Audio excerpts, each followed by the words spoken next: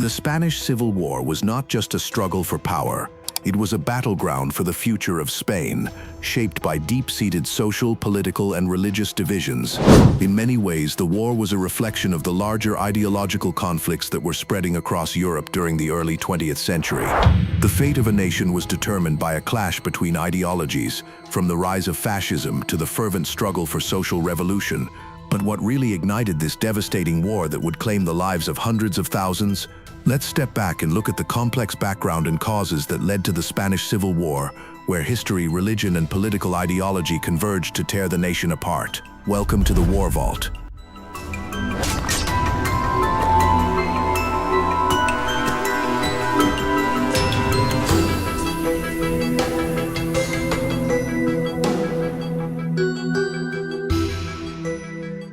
In this video, we'll explore the intricate web of circumstances that gave birth to the Spanish Civil War, a conflict that not only reshaped Spain, but also had lasting repercussions on the political landscape of Europe. Background and causes of the Spanish Civil War, 1936 to or, which raged from 1936 to 1939, wasn't born from a single cause. It emerged from a series of deep-seated issues that had been simmering in Spanish society for decades. The political, social, and economic landscape of Spain in the early 20th century was far from stable.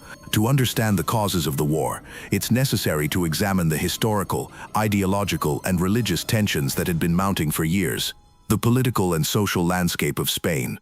At the start of the 20th century, Spain was a deeply divided country. Its political structure was unstable, and the monarchy was in decline. King Alfonso XIII, who ruled Spain until 1931, failed to address the growing dissatisfaction among the population. Spain had been a relatively minor player in Europe's imperial ambitions during the 19th century, losing most of its colonies in the Spanish-American War of '8. The loss of these territories further exacerbated feelings of national decline, and there was a growing desire for change. By the early 1930s, Spain had become increasingly polarized, with the social divide between the rich and the poor growing ever wider.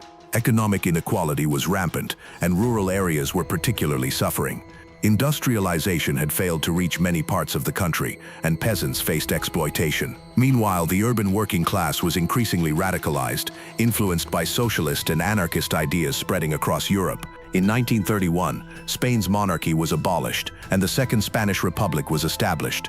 This marked a significant shift in the political system, as it represented a move towards democracy and modernization. However, this change didn't solve Spain's problems. Instead, it only deepened divisions. The Republic struggled to gain legitimacy, facing opposition from conservative elements of Spanish society, including the military, landowners, and the Catholic Church. Ideological polarization. The rise of radical movements.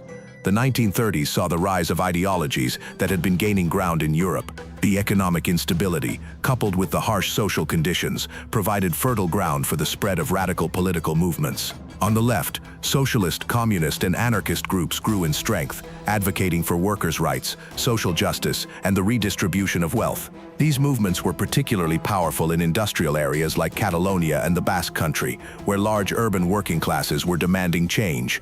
On the right, conservative and monarchist factions were deeply opposed to the Republic's secular and left-wing policies. These groups were supported by a coalition of landowners, industrialists, and military officers who feared the growing power of the left. The Catholic Church, which had long been a powerful institution in Spain, aligned itself with these conservative elements, viewing the secular republic as a threat to its influence. The Church's role in Spanish society, particularly its control over education and social institutions, was a major point of contention in the political struggle. The political climate of Spain became increasingly volatile during the 19th. The Republic was beset by frequent changes of government, political instability, and economic crises. There were frequent strikes and uprisings, particularly in the industrial north. In 1934, a series of left-wing uprisings, known as the October Revolution, were brutally suppressed by the government. This further alienated the left from the Republic and pushed more people toward revolutionary ideologies. The role of religion, the Church and the Nationalists. Religion played a significant role in the lead-up to the Spanish Civil War. Spain had been a staunchly Catholic country for centuries, and the Catholic Church was a central figure in its political and social life. The Church had long aligned itself with conservative and monarchist forces, and it viewed the rise of the Republic with deep suspicion. The secular policies of the new republic, including land reforms, the reduction of the Church's influence, and the promotion of religious tolerance, angered many within the clergy. The Church's alignment with the Nationalists during the Civil War was a key factor in the conflict. The Nationalists, led by General Francisco Franco, promised to restore the power of the Church and protect Spain's traditional Catholic values. For many Catholics, the war was seen as a battle to defend their faith against the secularism and anti-clericalism of the left. In contrast, the Republicans were often seen as hostile to the Church. Many Republican factions, particularly the anarchists and communists, were secular and even atheistic. The Church was one of their primary targets, and during the early years of the war, thousands of priests, nuns, and other religious figures were killed by Republican forces. This persecution of the clergy further fueled the narrative that the war was a religious struggle, with the Nationalists cast as the defenders of Catholicism, the economic divide, rural versus urban Spain. Another crucial factor in the Spanish Civil War was the stark economic divide between rural and urban Spain. Rural areas, particularly in the south, were dominated by large landowners who held most of the wealth and power. The agricultural economy was based on feudal-like systems of land distribution, with poor peasant farmers working the land under harsh conditions. In contrast, industrial areas like Catalonia and the Basque Country were home to a burgeoning working class that was increasingly radicalized by Marxist and anarchist ideologies. The rise of socialism and communism in the urban working classes was seen as a direct threat by the rural elites. As industrial workers organized into unions and called for higher wages and better working conditions, the rural landowners and conservative factions feared a complete overhaul of the social order. This fear of revolution and social upheaval was a driving force behind the right-wing nationalist movement. The urban-rural divide was further complicated by regional tensions. Spain was a collection of diverse regions, each with its own distinct identity and culture. Catalonia, the Basque Country, and Galicia all had strong regional identities and often clashed with the central government in Madrid. In some cases, these regions sought greater autonomy or even independence, adding another layer of complexity to the already tense political environment. The combination of these social, political, and economic factors created a volatile environment in Spain. The rise of radical ideologies, the deep divisions between the left and right, and the role of religion all set the stage for the Spanish Civil War. The war was not simply a military conflict. It was a battle for the soul of Spain, one that would have lasting consequences for the country and the wider world. The Spanish Civil War was not just a conflict between two sides, it was a struggle between competing visions of Spain's future. Each faction involved in the war represented different ideologies, with varying goals, strategies, and visions for the nation. The two main factions, the Nationalists and the Republicans, were far from homogeneous, consisting of various groups that held disparate beliefs but were united in their fight against each other. The war was also deeply influenced by external powers, which saw the conflict as an opportunity to expand their influence in Europe. The Nationalists, led by General Francisco Franco, were a coalition of conservative, monarchist, and fascist forces. These groups came together under a common goal to protect Spain from what they saw as the growing threat of communism and anarchism.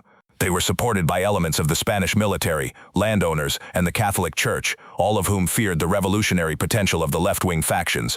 The Nationalists were united by their opposition to the Republic, which they saw as a corrupt and godless institution that had strayed too far from Spain's traditional values. Franco's leadership was a key factor in the nationalist victory. As a seasoned military officer, he brought a sense of unity and discipline to the nationalist cause. Under his command, the Nationalists employed a highly organized military strategy that focused on swift, decisive victories. Franco was able to gain control of large parts of Spain, particularly in the south, where he had the support of the military and conservative elements. His forces were also bolstered by external support, most notably from Nazi Germany and Fascist Italy. Hitler's Luftwaffe provided air support, while Mussolini's forces sent troops and supplies to the Nationalists. This external aid gave Franco a significant advantage over the Republicans, whose resources were more limited. The Nationalists, however, were not a monolithic group. They were composed of various factions, each with its own vision for Spain. The monarchists, who wanted to restore the Spanish monarchy, hoped to see King Alfonso XIII return to the throne. Meanwhile, the Falange, a fascist movement founded by José Antonio Primo de Rivera, sought to establish a totalitarian state modeled on Mussolini's Italy. While Franco initially cooperated with the Falange, he ultimately sidelined them, consolidating his own power as the undisputed leader of the Nationalists. This internal tension within the nationalist camp, however, did not prevent them from presenting a united front against the Republican forces. The Republicans, on the other hand, were a loose coalition of left-wing groups, each with their own ideas for the future of Spain. The Republican side was far more ideologically diverse, ranging from moderate socialists to anarchists to communists. This diversity, while initially a strength in terms of mobilizing various segments of Spanish society, would ultimately prove to be one of the Republicans' greatest weaknesses. The lack of cohesion among the various factions made it difficult for them to present a unified strategy, which was one of the reasons they struggled against the more organized nationalist forces. At the core of the Republican faction were the socialists and communists, who sought to radically transform Spain's political and economic systems. They envisioned a socialist Spain where the working class would have greater control over the means of production and wealth would be more evenly distributed. The anarchists, particularly those from Catalonia, had a different vision, advocating for a stateless, self-managed society based on worker cooperatives and direct democracy. These anarchists were deeply distrustful of centralized state power, including that of the Republicans themselves. This ideological divide within the Republican camp led to tensions, particularly after the Soviet Union began to exert influence over the Republican government in the form of the Comintern and the arrival of Soviet advisors and military aid.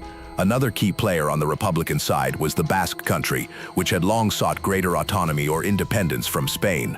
The Basques were generally aligned with the left-wing forces, but their motivations were often more focused on regional independence than on broader social change. The Basque Nationalist Party supported the Republic, but their primary goal was to secure greater autonomy for their region, something that put them at odds with both the Nationalists and the Central Republican government. The Republicans also received support from abroad, though it was not as substantial as that received by the Nationalists. The Soviet Union, ideologically aligned with the Communists, sent weapons, military advisors, and even troops to assist the Republican forces. However, this support came with strings attached. The Soviets sought to ensure that the Spanish Republicans adhered to their vision of a socialist revolution, often at the expense of the other left-wing factions, particularly the anarchists. This created significant tensions within the Republican camp, as the anarchists saw the Soviet influence as a form of authoritarianism. In addition to Soviet aid, the Republicans were also bolstered by the International Brigades, a group of volunteers from various countries who came to Spain to fight against fascism. These brigades were made up of individuals from all walks of life, workers, intellectuals, and anti-fascist activists. Many of them were inspired by the Spanish Republic's fight against fascism and saw it as part of a broader struggle against the rise of authoritarian regimes in Europe. While the International Brigades were a symbol of global solidarity, they were not able to turn the tide of the war. The Republican forces were ill-equipped and poorly organized, and despite the bravery of the volunteers, the Republicans struggled to hold off the Nationalists. The war itself was characterized by a series of brutal, often indecisive battles. The Nationalists, with their superior resources and more unified leadership, gradually gained the upper hand. They employed a strategy of rapid offensives, hoping to break through the Republican lines and capture key cities. The Republicans, in contrast, often relied on defensive tactics, hoping to stall the Nationalists long enough to gain foreign support or for internal divisions to weaken the enemy. This strategy of attrition, however, was not enough to overcome the Nationalists' superior firepower and organization. One of the most significant battles of the war was the Battle of Madrid, which took place from November 1936 to March 1937. Madrid was the capital of the Republic, and its fall would have been a devastating blow to the Republican cause. The Nationalists laid siege to the city, but the Republicans were able to hold out with the help of reinforcements, including the International Brigades. The battle was marked by fierce fighting, with both sides suffering heavy casualties. The Nationalists, however, were unable to break through, and Madrid remained under Republican control for the duration of the war. Another important front in the war was in the Basque country, where the Nationalists launched a series of offensives to capture the region. The Basques fought fiercely to defend their territory, but they were ultimately overwhelmed. In April 1937, the Nationalists carried out the infamous bombing of Guernica, a small Basque town, using German bombers in support of Franco's forces. The attack, which killed hundreds of civilians and destroyed much of the town, became one of the most iconic images of the war. It also served as a powerful symbol of the brutality of the Nationalists and the war's devastating impact on civilian populations. Despite these victories, the Nationalist strategy of slow, methodical offensives ultimately wore down the Republican forces. By 1939, Franco's forces had gained control of almost all of Spain. The Republicans, exhausted and divided, were unable to mount a significant defense. In April 1939, Madrid fell, and the war came to an end. The Nationalists' victory in the Spanish Civil War marked the beginning of a long period of military dictatorship under Franco. The war had profound consequences not only for Spain, but for Europe as a whole. It was a precursor to the rise of fascism in the 1930s and served as a training ground for the tactics and strategies that would later be used in World War II. The war also had a lasting impact on Spanish society, with deep divisions between the victorious nationalists and the defeated republicans that would persist for decades. The legacy of the Spanish Civil War remains contentious to this day, as Spain continues to grapple with the memory of a conflict that shaped its modern history. The aftermath of the Spanish Civil War was marked by profound and lasting consequences that reverberated through Spain and beyond. The victory of the Nationalists under Francisco Franco not only ended the war but also set the stage for a brutal, authoritarian regime that would dominate the country for nearly 4 decades. The impact of the war was felt in every corner of Spanish society, from the political landscape to the cultural fabric, and its legacy continues to shape Spain's identity today. Franco's victory in 1939 brought an end to the Republican resistance and allowed him to consolidate power. The immediate consequence of this victory was the establishment of a military dictatorship that lasted until Franco's death in The Nationalists, having secured their hold over Spain, implemented a series of harsh measures to suppress any dissent and enforce their vision of a unified conservative Spain.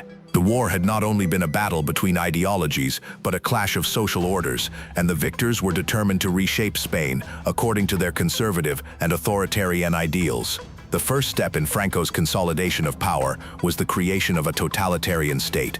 The war had left the country devastated, and the Nationalists sought to rebuild it by eliminating any remaining opposition. The Republican factions, including communists, anarchists, and socialists, were seen as enemies of the state. Thousands of Republicans were executed, imprisoned, or exiled. In addition to the repression of political dissidents, Franco's regime also cracked down on regional languages and cultures. The Basques, Catalans, and Galicians, who had fought for autonomy during the war, were subjected to harsh measures that sought to erase their distinct identities. Regional languages were banned in public life, and any expression of separatism was brutally suppressed. Franco's government was characterized by a strict authoritarian structure, where political opposition was not tolerated, and the Catholic Church held significant influence. The Church, which had aligned itself with the Nationalists during the war, was rewarded with a prominent position in the post-war state. The regime promoted conservative Catholic values, and the Church had significant control over education, social services, and public life. This close relationship between the state and the Church ensured that the Spanish people remained under the tight grip of traditionalist, often reactionary values for decades. The economic policies of Franco's regime were also shaped by the desire for self-sufficiency and autarky. During the war, Spain had relied heavily on support from Nazi Germany and Fascist Italy, and after the war, Franco sought to maintain Spain's independence from foreign influence. The regime implemented protectionist policies aimed at shielding Spain from the global market. While this approach initially helped to stabilize the country's economy, it also led to stagnation and inefficiency. Spain remained isolated from the international community for much of the early years of Franco's rule, and its economy was largely based on agriculture and industry that remained under state control.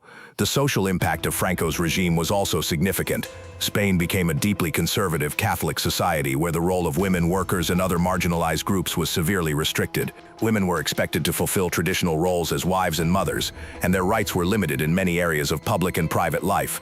The regime also enforced strict censorship of the media, arts, and literature. Any form of dissent or criticism of the government was punishable by imprisonment or worse. Intellectuals, writers, and artists who opposed Franco were often silenced or forced into exile. The country's political and cultural expression was stifled under the authoritarian regime.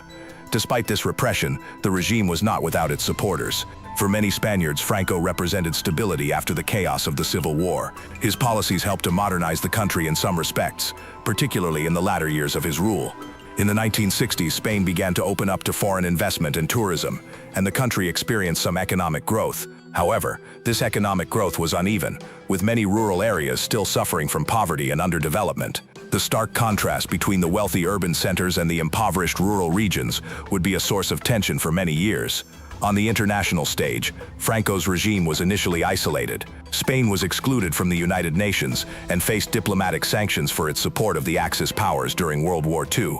However, by the 1950s, the geopolitical landscape had shifted, and Franco was able to secure international recognition. The Cold War played a role in this shift, as the United States and other Western powers saw Franco's regime as a potential ally in the fight against communism.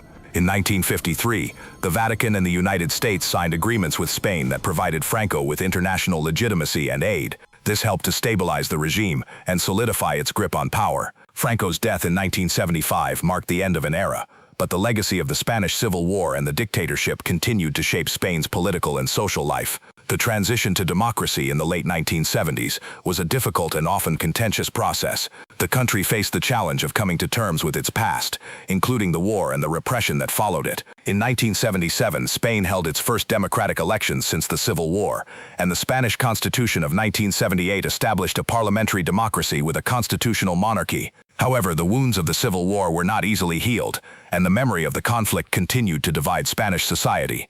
In the decades that followed, Spain grappled with how to address the legacy of the war and Franco's regime. The question of whether to hold those responsible for war crimes and political repression accountable remained contentious. Many families who had lost loved ones during the Civil War or the subsequent repression sought justice and recognition. In the 2000s, the Spanish government passed the Law of Historical Memory, which sought to address some of these issues, including the removal of symbols of Franco's regime from public spaces. Despite these efforts, the memory of the Spanish Civil War remains a deeply divisive issue in Spain, with different generations holding differing views on how to remember the past.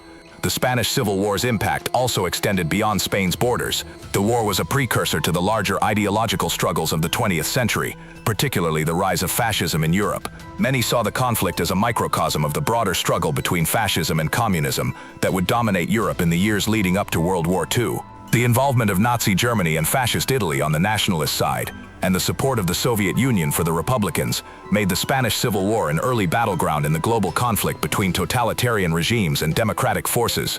The war also influenced the way the world viewed civil wars and ideological conflicts in the 20th century. The use of propaganda, the mobilization of international volunteers, and the intense ideological battles between left and right would become common features of later conflicts, such as World War II, the Cold War, and numerous other revolutionary struggles. The Spanish Civil War demonstrated the power of ideology to shape the course of history, with both sides seeing the war as a fight for the very soul of Spain, and the broader struggle for the future of Europe.